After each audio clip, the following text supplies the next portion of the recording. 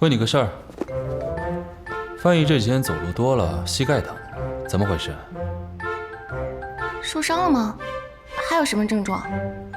他前几天摔了一跤，说是吹空调就疼。那可能是膝关节积水。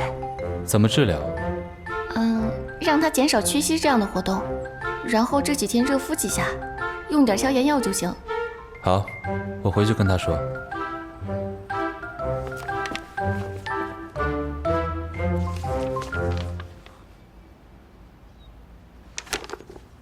如果正着做疼，只能偏着做，平时不敢太动，尤其是躺下以后再站起来，是怎么回事？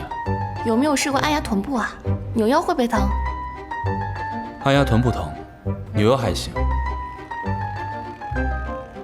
最近有没有摔到过屁股？有。那可能是尾椎骨受伤了。谁啊？翻译。范毅学长怎么总受伤？你还是带他去医院看看吧。好，我回头带他去。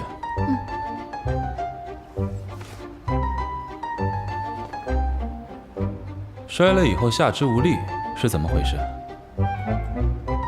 首先要判断是不是脊髓损伤，如果下肢无力的话，很有可能是腰段脊髓损伤。谁啊？翻译，他从高处摔下来的。你带他去医院看了之后，顺便带他去寺庙里拜拜吧。我们是无神论者。能诊断症状了，知识点掌握的不错。范毅学长怎么摔的？什么姿势？脚滑。脚滑摔到了屁股，手掌撑地，是这样吗？好像是。还会有什么别的地方受伤吗？高处摔到了屁股，手掌受的冲击力应该会更大。你回去看看他的手腕，最好去医院的时候一起检查。